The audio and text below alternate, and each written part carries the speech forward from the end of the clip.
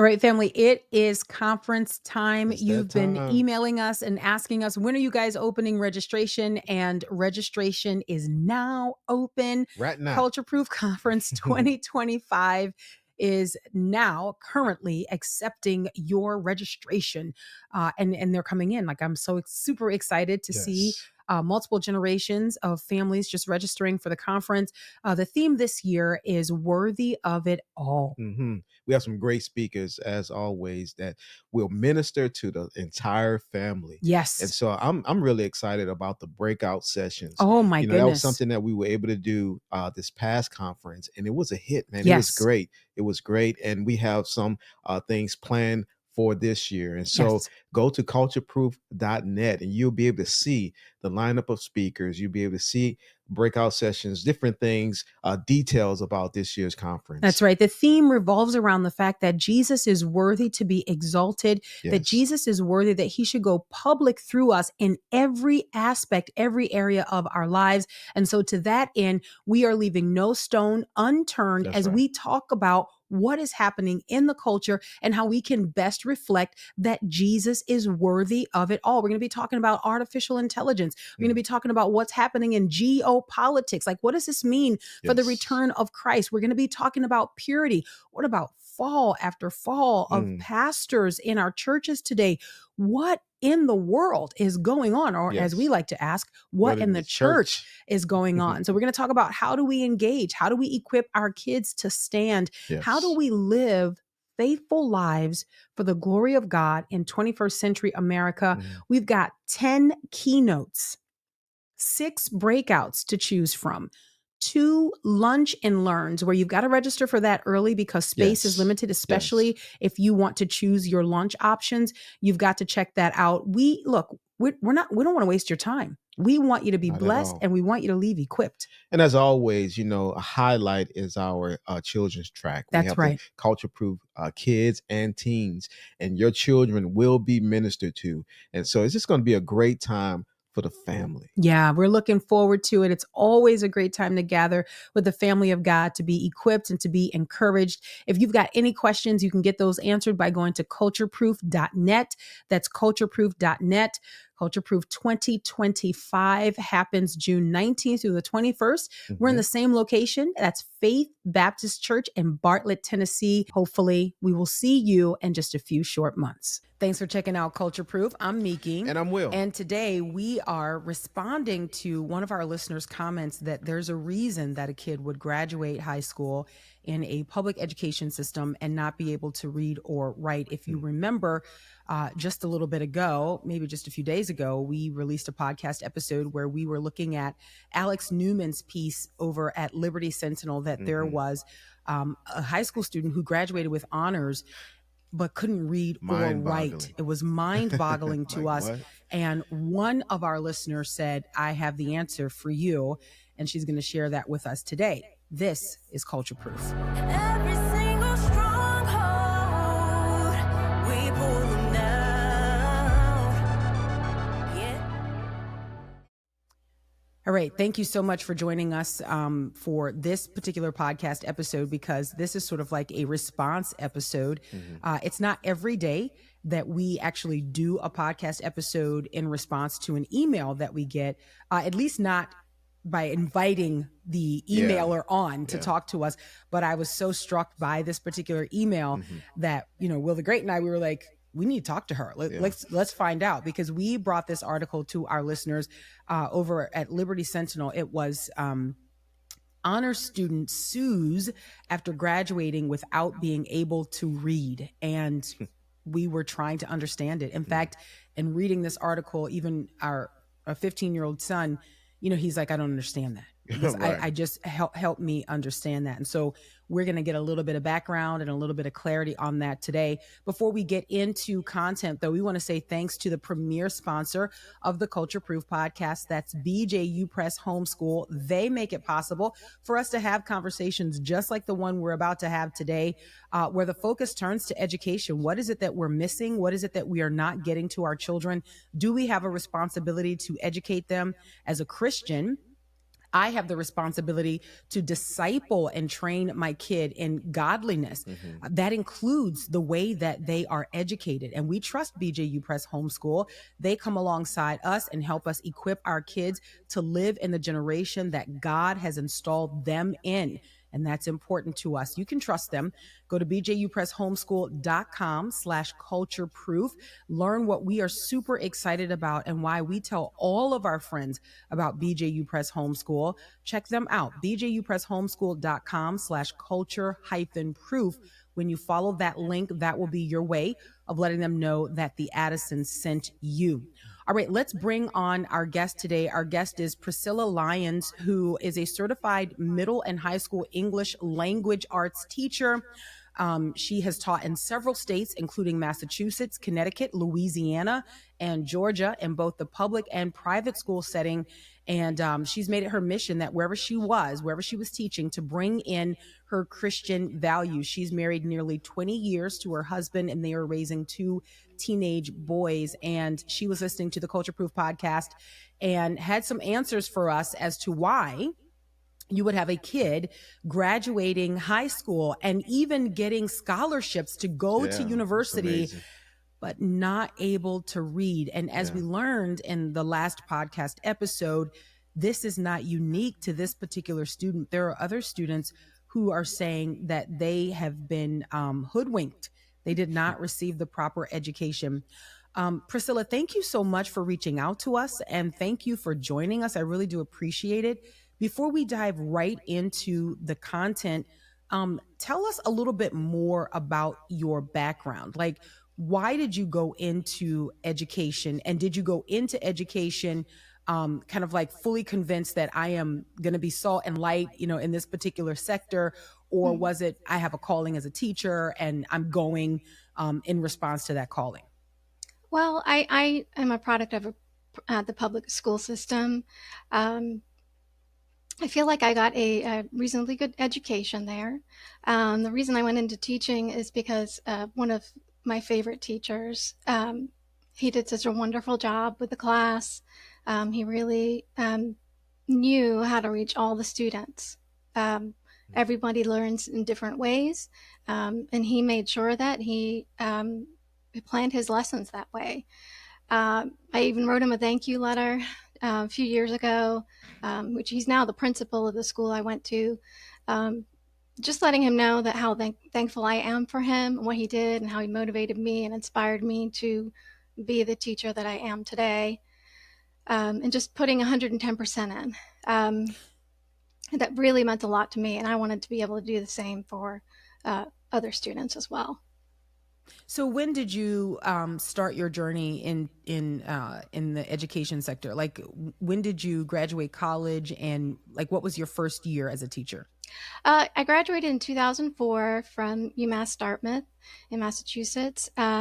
My first teaching job was in Fall River in middle school, and I was put into the school. This school was an underperforming school. So that first year and into year 2, it was already being audited by the state, which meant that people were coming in, they were interviewing teachers, they were watching lessons. The students' scores were very low. And so we had to really vamp up what we were doing. And this was my first year. So right from the start, I had to put in that 110%. I really had to do as much as I had to use everything I had learned in the past 4 years in college. I really tried to help every single student that required my help, even if they did not have a 504 and IEP. I really had to make sure that they were understanding what that lesson was that day. And that was difficult because I had 5 classes of 25 plus students. Wow. The help that I got was, wasn't enough. And that's part of how I want to answer a question about how students would graduate not being able to read and write. Now, you mentioned something that I've heard this in passing, but I'm not sure I fully understand what it is. And I know that there might be a fair amount of our listeners who do not swim in the public educational waters. And so they may not understand some of the terminology. So when you say a 504 or an IEP, what are we talking about as it pertains to students? So an IEP is an individualized education program. Those are for students with severe learning disabilities, such as dyslexia, which I believe this student has in this article. So they're required by law, the schools are required by law to meet and perform any type of accommodation needed for that student. And that's when a parent will go in monthly, meet with the team of teachers, go over what their expectations are, and the teachers will explain what they are doing for the student, what they can do for the student, how they're progressing throughout this school year. A 504 plan is pretty much the same thing, but it wouldn't be like a medically documented learning disability. For instance, my son was on a 504 plan for a few years. He needed extra time testing. That's not a documented learning disability. That was just something they were willing to accommodate because he felt rushed and a little Okay. stressed during the test.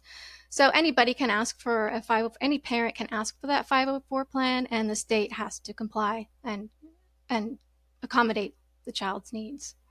So there's something really interesting to me about what you're describing, that like, and also as a product of the public education system, both of us, Yeah. are.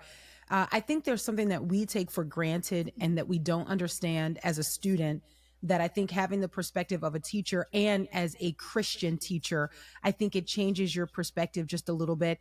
I knew that in middle school and high school, I was changing classes. I was going to this teacher at this time and then going to this teacher at this time.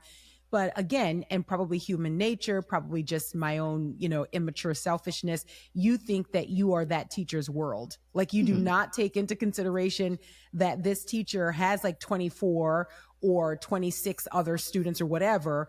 You think you're that teacher's world. But hearing you put that in perspective and saying you've got multiple classes with multiple students, there really is no way, unless there's something that really stands out, there's no way for a teacher to give each student the type of individual attention that I think most parents think the student is getting. Am I right about that?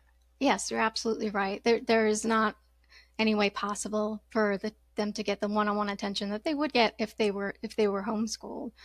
And the other problem is there's not enough help. There's not enough paraprofessionals. There's not enough special education teachers. A lot of them are leaving the special education field because of the pressure and the paperwork. So a lot of the jobs listed you'll see are for special ed and paraprofessionals because they're finding it the most difficult. They're the ones under the pressure. They're the ones that have to meet those requirements per learning disability. They're the ones on the hook to making sure that students' needs are being met every day in class. For example, so that first teaching job, we had one special ed teacher for our grade. I saw her Wow. probably once a month. We rarely got to discuss things. It was only for the IEP meeting with the parent. The paraprofessional would come in and they would sit with those students that needed help. Say there was about 5 or 6 in each class. So they would sit with those students that needed the help. I don't think they were trained adequately. The paraprofessionals were not trained adequately enough to be able to help those students in the way they needed help. This was Now, during why, the time. why do you say that, Priscilla? I just want to kind of stay here just for a second, because again, I think that, look, obviously, full disclosure, everybody knows who listens to the podcast that we educate our kids at home for many reasons, chief among them discipleship. But I would say, second to that is that we want to focus on the individual ways that they learn. Like we want to be able to meet their needs because kids are different.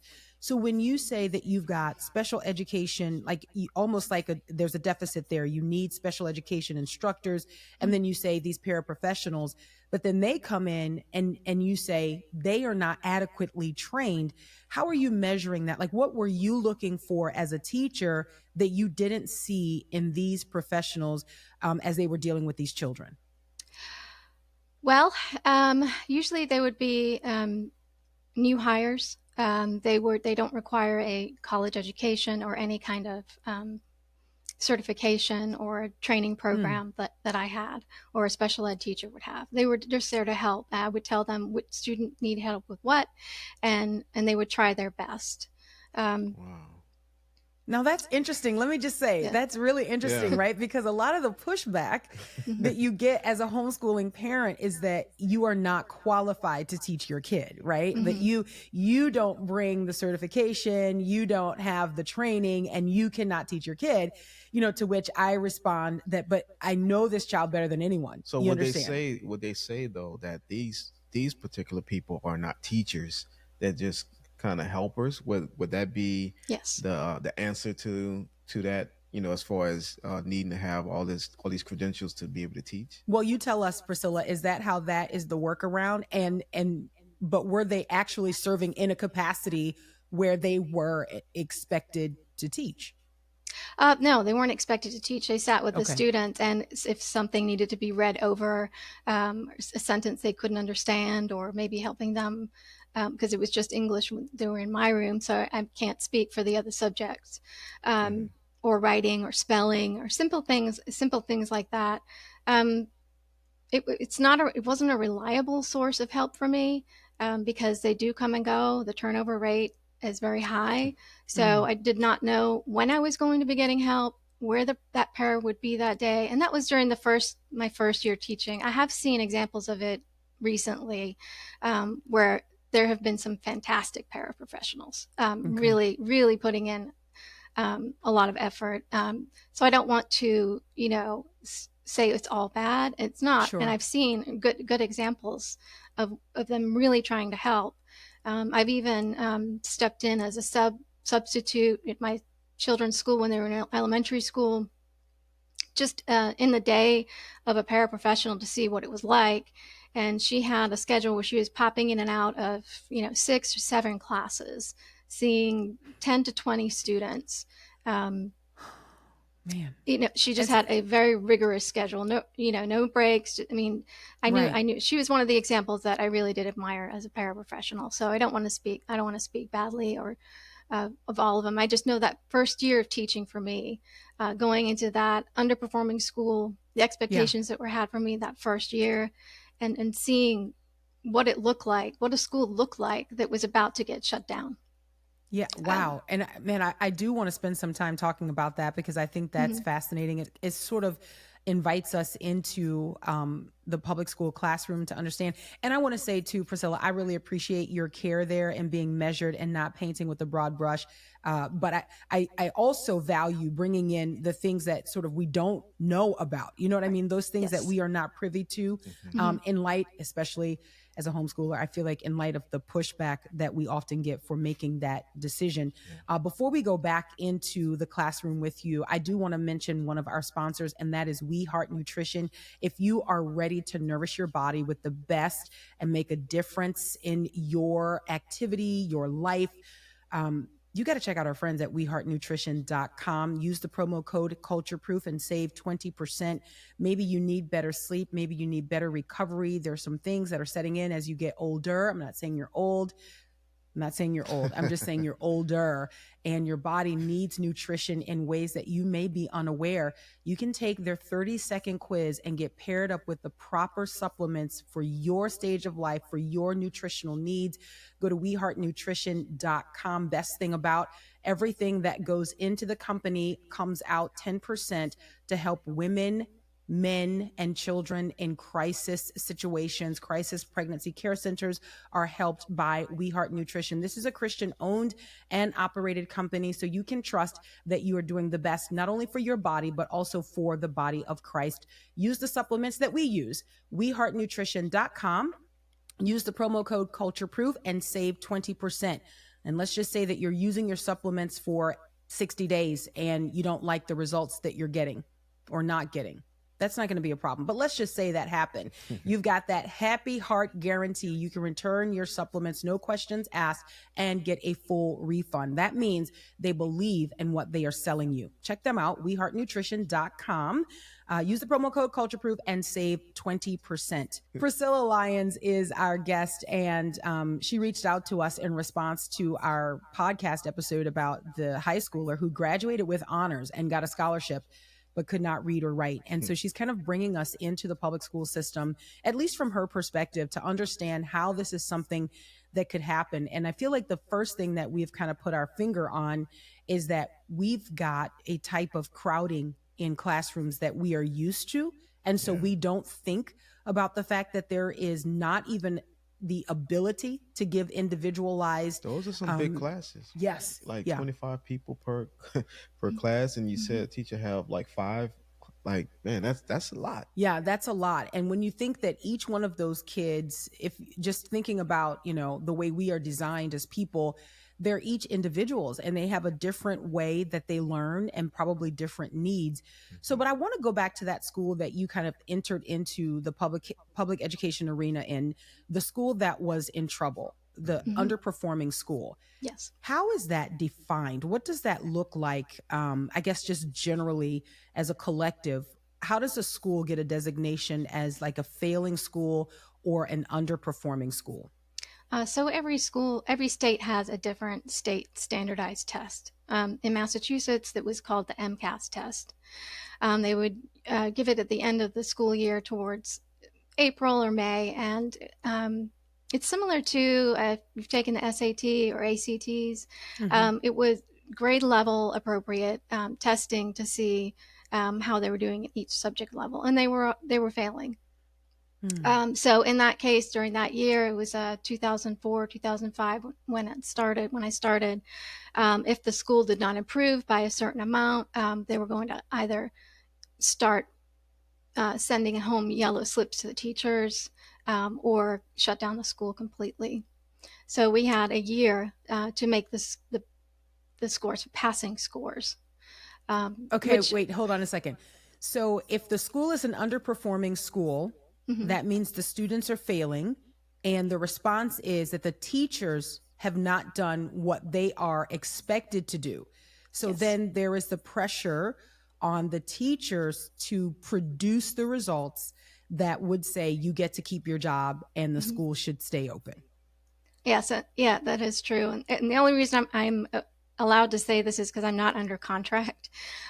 So that's one thing. That's one reason why I'm here today, because all public school teachers, once they're under contract, cannot speak against the school, cannot speak up for their own children that attend that school. They can't attend board meetings. They can't attend board meetings? Oh, wow. Wait, hold on. Wow. Priscilla. Okay, so my goodness, I did not understand just the amount of truth bombs you would be dropping today, right? So what I'm hearing you say is that if you are a teacher in the public education system, then you are no longer a parent. It sounds to me that you're saying you kind of give up some of your parental rights. That is, to be concerned about what is going on with your kid, to have a voice in that system. Essentially, as an employee of the state, it almost sounds to me that you appear to be owned by the state. Like you lose your voice. You cannot actually speak out against things that are concerning to you. Am I understanding that right? Yes, you are. So that's why I'm free to speak right now, because I'm not under contract. I noticed the most of this, and sometimes I thought it was just me, but when I did substitute at my son's middle school, there were a lot of teachers. I heard a lot of teachers talk. They weren't aware that I was a certified teacher at the time. They just thought I was, just a mom, helping out. Wow. So I heard a lot of talk from the teachers. A lot of them were concerned, and, I talked to them. And that's how I found out that they weren't allowed to really bring up their concerns, because it's considered a conflict of interest. And we have to sign paperwork. I know that I have in several states that we will not we will not speak against the board or the administration. It's a government position, so we have to understand that. Mhm. Our jobs can be gone just like that. Um, This, so I Wow. really, there are teachers out there that really want help. They want someone to speak for them. And some states have teachers unions, which are great, like Massachusetts did. But here in Georgia, there's no teachers union, so it's just silence. It's whisperings in the hallway from one teacher to another. Um, and that's the one thing. That's the one reason I am glad that I am not teaching at my son's public school, because I wouldn't be able to really speak up for them if there was an issue. Would not feel comfortable doing that because it's considered a conflict of interest. It's one of those unspoken things that teachers just don't do. okay, so I again, you know, Priscilla, you listen to this podcast, you know how Yes, I am. I know. Okay, so like my mind is just kind of racing around the information that you've just shared, and here's what I am thinking. I am thinking back on the 15, now I guess what, 16 plus years that I have worked in like a public capacity talking to Mhm. people about the issues, and I'm thinking of teachers who called into our radio show and said, you know, maybe things are not as bad as you guys are making it out to be. Like, yes, there are some issues that we need to work through, but like things are not as bad. Now I'm wondering if a lot of this was communicated through some sort of like personal trauma that you can't actually say that you disagree with what is going on. This makes the John Amonchukwu video, the Mhm. podcast episode that we did, all the more important because he's Yeah. going into the school boards and Yeah. saying, you've got these books in the library. We want these Mhm. books removed. And you can see why teachers are not, saying maybe what they really Oh feel my about goodness. what's going on, because he's going around as a parent, as a pastor, preacher, Yes. saying this is not right. And I'm sure there are teachers that feel the same way, but they Mhm. can't really say anything. Man, that's You know, wow. the thing that has bothered me over the years, and then we'll throw it back to you, Priscilla. We're just processing in real time, okay? Mhm. But the thing that's bothered me over the years is that there have been people who have said to me, we've got Christian teachers in the public school system. And I'm like, yes, absolutely. And I'm so glad they're there because it is a mission field. Like it is a place where you need mature believers to be stationed there and you need them to be on their job. The problem that I have had is when I have suggested that, but in many instances, the teachers are mandated to teach what is handed to them. Like they receive the so-called approved curriculum. Mhm. And so the teacher, though, yes, taking a stand and doing everything that he or she can possibly do, the teacher eventually comes up against a wall because if you are required to teach something that would be so-called approved state standards, and let's say that rivals the holiness of God, unless you are going to remove yourself, unless you're going to resign, then even as a Christian teacher, you find yourself at odds with the expected outcomes because the kids are supposed to have a certain amount of knowledge, and that's determined by the state. I'm now hearing you say teachers can't even push back against that because they are employees in some ways And if they have a owned by the state. union, can they push back then? Even If they speak through their union representative, yes, okay. yes. So in your experience, Priscilla, no, go ahead. Um, that I did have something I wanted to say on that. So that first year of teaching, my principal was a Christian as well, and that first year I was able to choose the novels that I read, and sometimes I have been able to in other schools as well.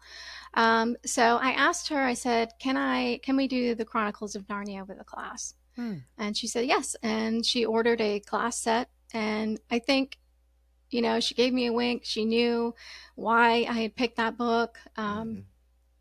And I was able to teach a story of Christ through the novel.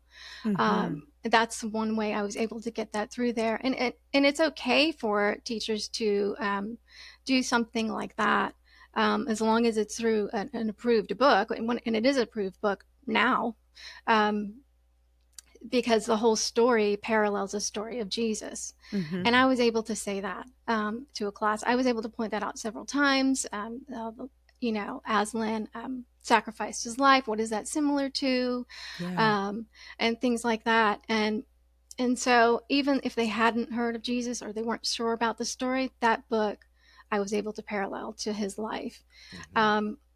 Now, it was not exclusive. It could not be exclusive. I couldn't just continue to just pick another one and another one and another one. Sure. I did have to, our school textbook at the time did include, things from the Quran and other religions that we had to go over. But I spent 9 weeks teaching the Chronicles of Narnia Wow. on our novel study.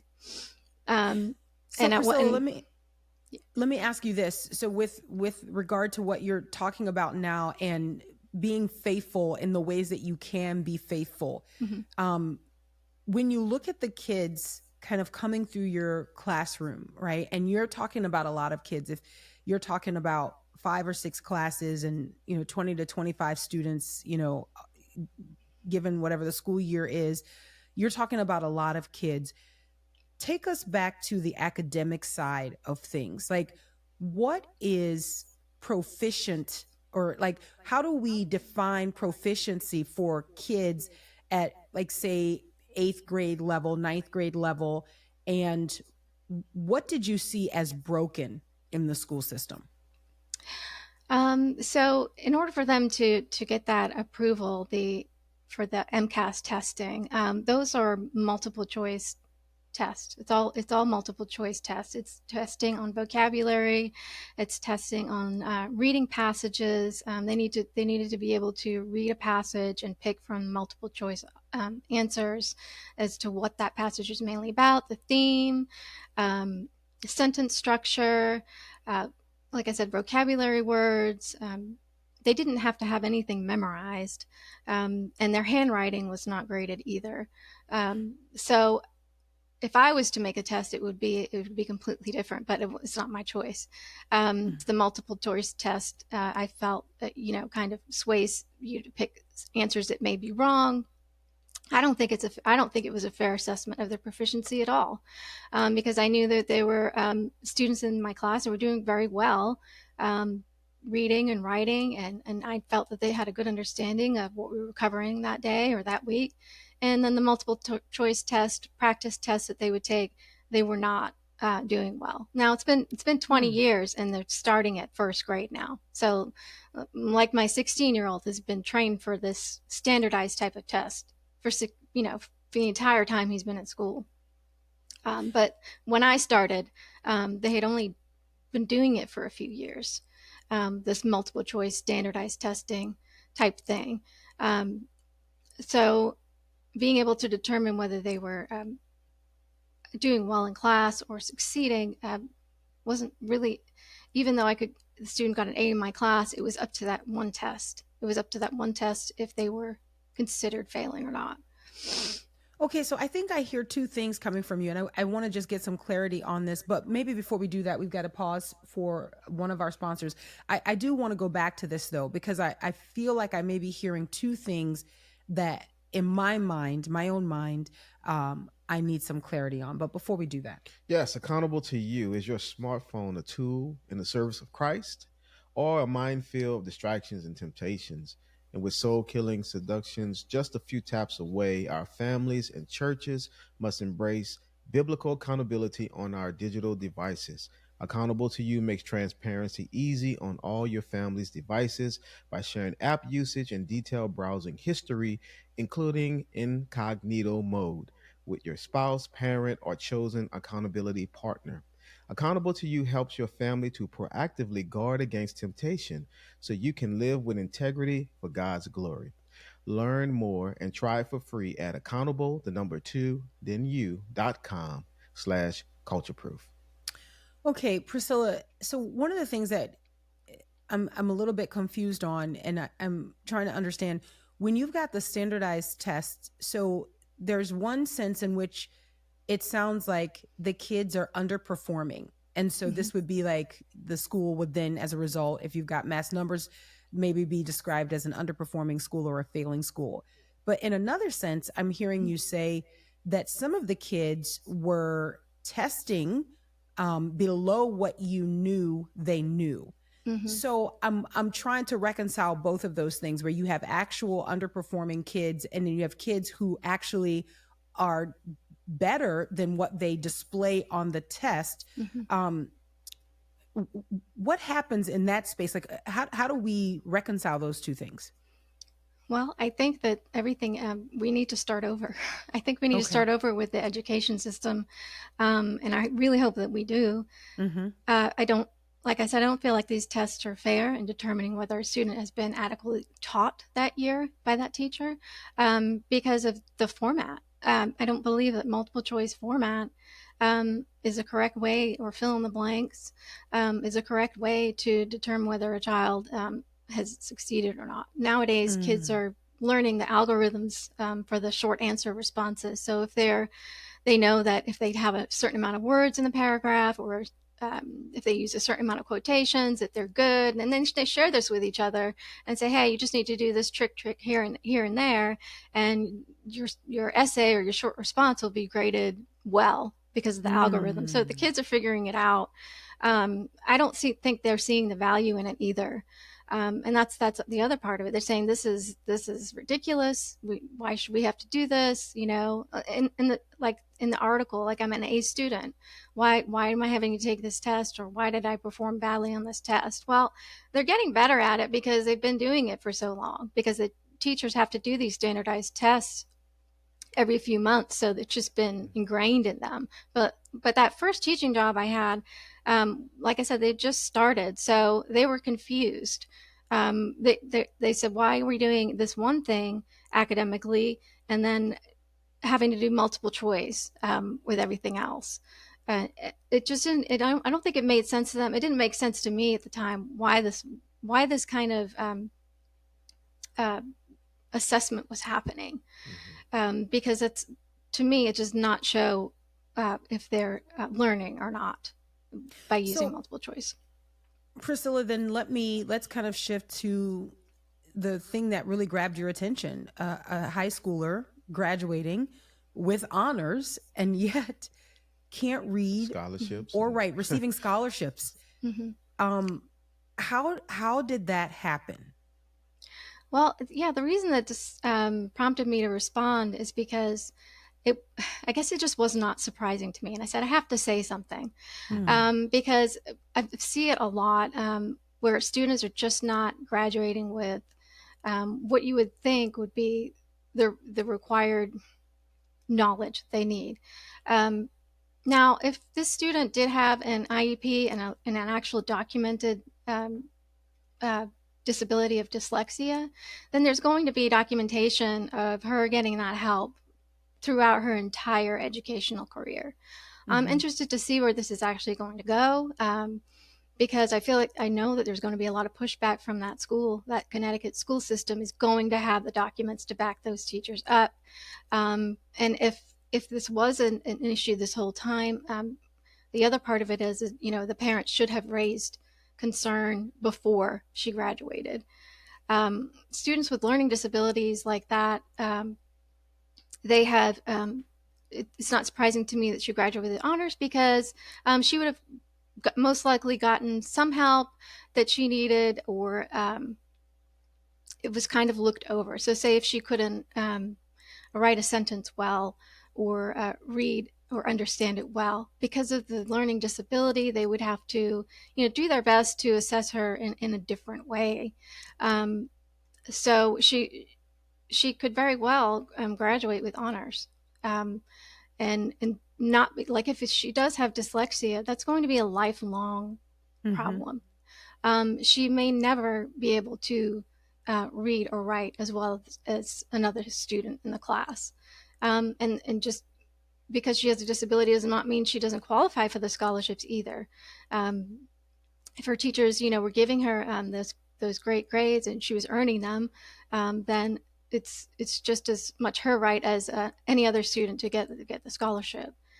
But in that particular case, I'd have to look more into it and to see if she actually did have an IEP, which is it's not public record. But if it does go far in court, I'm sure that that school will be able to back that up if they provided accommodations for her through her Yeah. entire time at the education system. And I did notice that, she said she was Puerto Rican. Mm-hmm. And there's a large population of Puerto Rican in that area. There was a large population of Puerto Rican children in the school I taught at the first year. Most of them were born there and already knew English very well. And it said in the article that she had moved in first grade. Yes. So it surprises me that for 12 years that she was not able to learn to speak or read or write English adequately. And that leads me to another point, is that ESL students are in their own category. So they're called ESL, English as a Second Language student. You had to be a certified ESL teacher. There's hardly none. ESL teachers. So say her second language was Spanish. They would have to be completely fluent in Spanish, pass a certification for an English as a second language specialist. I don't recall there being one at the school I was at, the middle school. I don't recall there being an ESL teacher. It's not to say that there wasn't, but I don't recall there being one. I didn't have any students that were ESL students. But in her case, if she was an ESL student, she would have or should have had a special education teacher that was certified in ESL in Spanish, helping her, pulling her out of the room, sitting on one-on-one with her, and helping her to get those foundations started right from first grade. Yeah. So, I mean, there's so much more that's not included in that article. We don't know what help she did or did not receive first, second, and third grade, when those foundations are the utmost important. So that would be something that would have to be looked into. Yeah, it's just amazing to me. I think about it. As you know, we're raising 6 kids, and each of those kids has a different style of learning, and they have different benefits that, I guess the way they approach learning, and I would say also handicaps, and I use that loosely, right? But there's something that, okay, you don't really see that, so we have to take our time. But I got to tell you, Priscilla, like there's something about our second daughter, who is 16, I think of in first grade. So she started out, she was in public school. And I think in first grade, when her teachers started to notice something that she's not catching on, and I didn't know. And my goodness, it has taken years. And she was only in school for 2 years. So kindergarten, first grade. And it has taken years for us to learn some of the things that she heard when she was outside of our care, some of the things that teachers said to her, or the way they made her feel, or like the things that kids said to her, because she has a learning disability. She is dyslexic, right? And so when we brought her home, she didn't immediately disclose all of those things to us. Like, I'm talking over years, we'd be sitting at the table, just randomly, math lesson or something like that. And she excels at math. She's really good at math. But man, it took a lot for us to learn how to communicate those lessons to her in a way that her brain could see it, right? And I remember one of the things that she said, I didn't know I was smart. And, I'm thinking, wait, what else would you have thought, And her thing was, well, the teachers suggested that something was wrong with her, that she was slow, right? And so all of these demeaning things, in which when I read that article, and this kid in the article said, that the teachers would say demeaning things. I think these are the things that a lot of parents don't think about when we think about our kids being outside of our care. What are the things that they are experiencing that they have not shared with us, right? That they've heard about themselves, that they have not shared with us, that's been said to them, that's been done to them, that we learn later down the line. And I really think that parents have got to be in tune. Now, Priscilla, I'm listening to you, and praise God, it sounds like not only are you in tune, but also active. But for far too many parents, and I want to get your take on this, for far too many parents, that's not the case. It is, you drop off your kid and disengage for like 8 hours a day, 5 days a week. Was that your experience? Yes. The parent involvement was very, very low. Um, I don't recall that first teaching job, any parent helping a student at home. Um, I just didn't see it. The only thing I got from parents were complaints. So it wasn't, I never heard from parents unless it was something that an issue they were concerned about, like behavior issues, really, to be honest.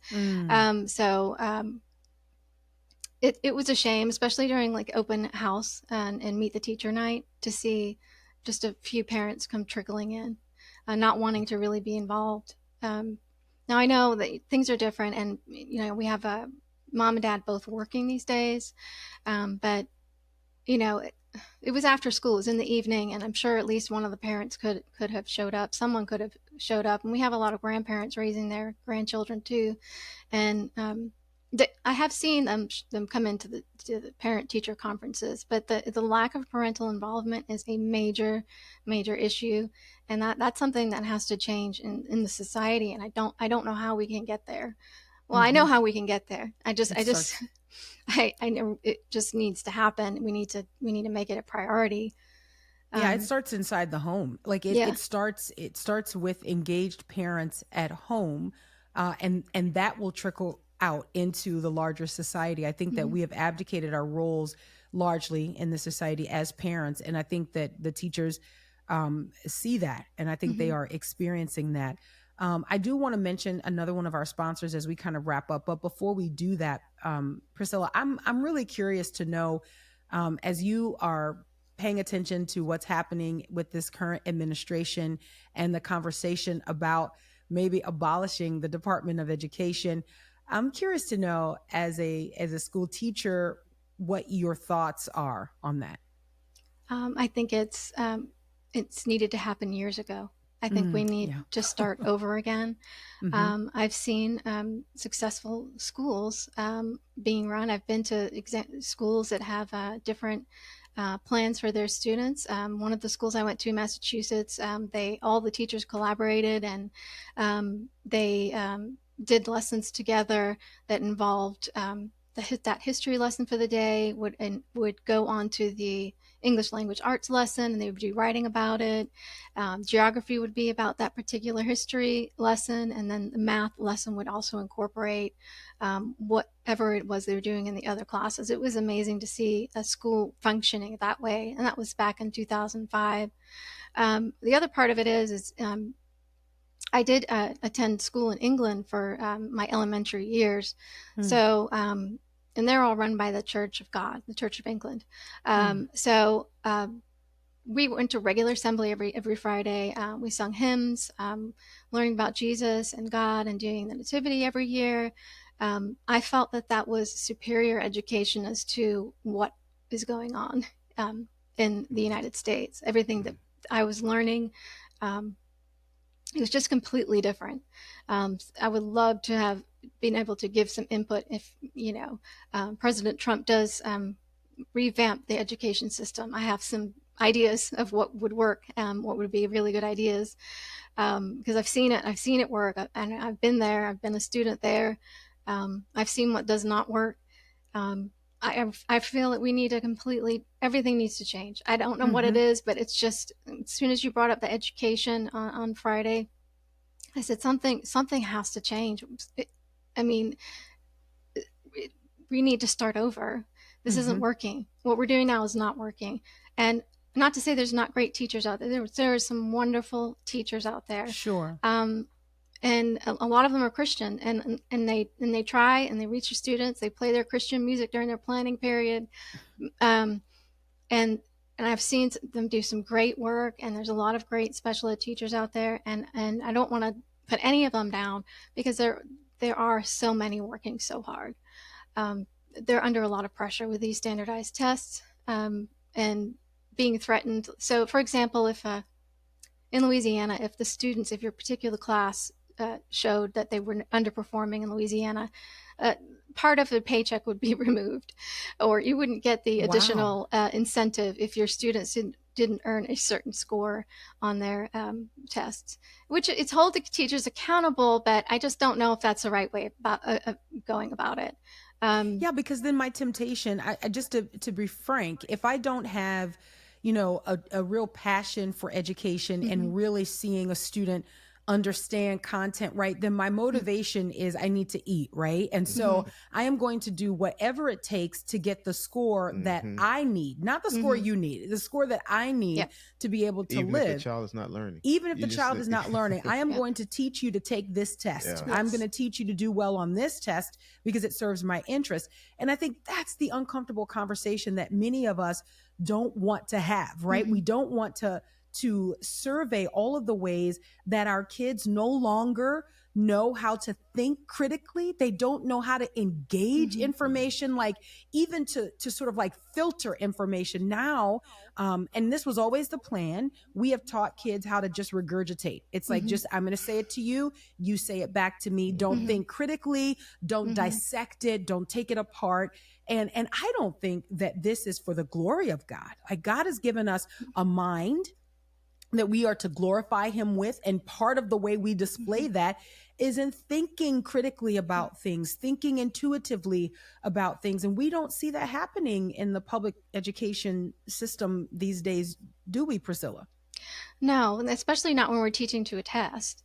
Now, I could, if I was not teaching towards a test, like doing a novel study, there's still requirements. The state requirements have to be met, state standards that have to be met. But I could definitely sit down and have those conversations with the students. So, what does this mean to you? How do you think this relates? And have those conversations. But that's not what the test is asking for. So, I did take it upon myself to see, are they getting the deeper meaning of this? But it is pressure on the teachers. Are they going to choose the right choice? A, B, C, and D. Which one's right? And they're also very similar. So teaching them to pick that correct answer based on the way the sentence is phrased, it seems wrong to me. It seems wrong to me completely. Yeah. And then we have the SATs. My son's just took that, and he was worried that he wasn't going to do well. And I said, just try your best. You've been training for this your whole educational career. You've been practicing for it. They've been preparing you for you because you've been doing standardized tests for so long. Wow. But when we took the SATs or the ACTs back in 2000 or 1999, I hadn't seen multiple choice very much. And they said, oh, here you go. Here's a 3-hour long multiple choice test that you're going to have to take. And it's going to determine what college you go into based on your score. So I was like, oh no. So but now the students are just, and I agree with you on that. It's the critical thinking. It's not there. It's just robotic, I'd like to say. But I think we can do better with our kids. I really do. I think we can show up for them in ways that we've not shown up for them, in ways that we've ignored, and we have trusted what has been called science. It's been told to us that we've got, the science of education, that we've cracked the code. We know how to educate kids. And I think there are a lot of parents who feel inadequate, feel like they can't be involved, they can't say anything. And I 100% want to say, your child and you understand your child in ways that no one else does. And God did this on purpose. I just don't think there should be another kid who graduates high school and can't read. And I'll go a step further, because maybe you say, well, my kid can read. Okay, but can't think critically, can't dissect can't push back against things that just don't make sense. You know what I mean? And we can look at a lot of the cultural conversations that we're having today. Our kids are not even empowered to speak into those things and to say, that's ridiculous. And I think that's by design. I agree with you. That's the way you have a people who are easy to get over on. Yes. If they are not thinking critically and things like that. So yeah. I want to mention our last sponsor of the day. And then when we come back, Priscilla, I would like to know, as a follower of the Lord, like what it is that you are reading in scripture right now that has been an encouragement to you or maybe a challenge. But before we do that, I want to mention Forever Written. Can you imagine walking into your home or your special place, maybe a church office or maybe a home office, and feeling the peace of God's word surrounding you? Well, you need to check out our friends Ken and Camilla over at Forever Written. They craft scripture inspired art that does more than decorate. It speaks truth and inspires faith and reminds us of the beauty of God's word. You can bring faith into focus and fill your heart with God's word and transform your space at the same time when you visit Forever Written. It's timeless truth beautifully displayed. Visit our friends at forever-written.com. That's forever-written.com. Okay, Priscilla, tell us what God is showing you in his word, how he's been maybe challenging you or encouraging you in the scriptures. Well, this education thing is being brought up a lot lately, and it's been heavy on my heart. I've just been doing a study in Ephesians 1:11. It says, "In him we were also chosen, having been predestined according to the plan of him who works out everything in conformity with the purpose of his will." It's really about understanding what our purpose is in being a light to other people. How can the truth that we speak help children? How can we help these kids to grow up and get the help that they need, speak up for themselves? How can we help families come back together and really help their children? If they're homeschooled, if they're in a public school, if they're in a private school, get involved. Your parenting is your number one purpose to me. When I became a mom, this is it. This is what I've been waiting for. This child is the most important thing. I'm going to put everything I have into him. I'm going to spend all the time with him that he needs. And, I stayed home with him till he was old enough to go to school, same with his brother. And I wouldn't trade that for the world. And I'm really involved. Me and my husband are both involved in their education when they come home. How are you doing in school? What do you need help with? And my husband will spend hours with my youngest on math in the evenings, helping him with his math. We really need to get back to that.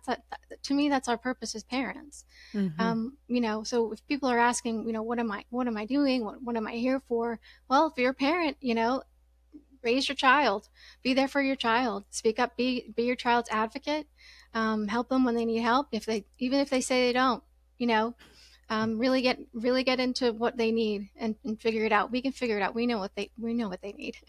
Man, Priscilla, I'm just thinking and processing as you're speaking. And I think that we have fostered a culture of lazy parents who have really taken a step back and in disagreement to God's righteous commands, right? That we have been entrusted, like these kids have been entrusted to us. And there is something for us to do that is eternal, that we would fill them with the knowledge of who God is. And even at a very basic level, we failed to do that, to say nothing of any additional advantages that we're supposed to give our kids. We are not doing it. Priscilla, thank you. Let me just say thank you so much for listening to the Culture Proof podcast. I really do appreciate that. And then thank you for reaching out to us to help us have a conversation like the one we've had today. We appreciate it. Yes, you're welcome. Thank you too. And my kids wanted to say a shout out to Will. Hey. All right.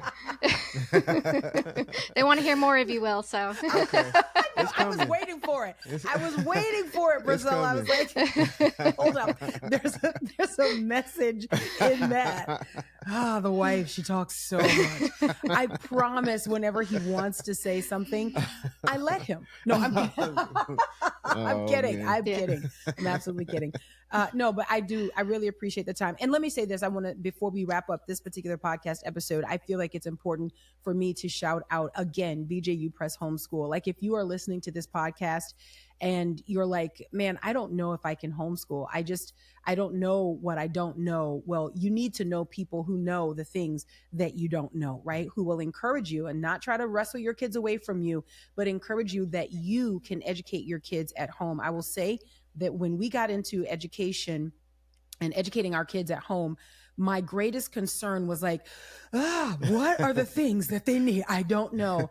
And praise the Lord that there are Christian educators like Priscilla. There are Christian educators who have, in the words of one basketball player, taken their talents to the home education front to make sure that you know exactly what your kids need. And so we have found our home with BJU Press Homeschool because everything is in one place, right? We don't have to think about like getting this over here and getting that over there. And we can tailor our kids' education to meet not only their needs, but also our needs as a family. Knowing what God has called you to is so important. So if you're praying about that, if you're thinking about it, we want to make a strong plug for BJU Press Homeschool. You can check them out, bjupresshomeschool.com/cultureproof. And I say that sincerely. We used several different homeschooling curricula over the years, and we didn't get to BJU Press early on, but I'm glad we got here when we did. Okay, let me just say that. All right, I think that's it. We're going to wrap it up. We'll leave it right here today. When we resist those cultural trends that rival the truth, we remain culture proof. Until next time, Lord willing, God bless. I'm sorry, I didn't mean to take your line. Let's do it again. I didn't mean to take your line. Priscilla's boys are like, oh, come on, that's his one line. Why are you taking his one line? I'm sorry, Priscilla. Let's do it again. I'm not gonna. We'll edit that out. We'll take it again, okay? And then for the sake of Priscilla's boys, those men of God who want to hear from the man of God. Here we go. When we resist those cultural trends that rival the truth, we remain culture proof. Until next time, Lord willing. God bless.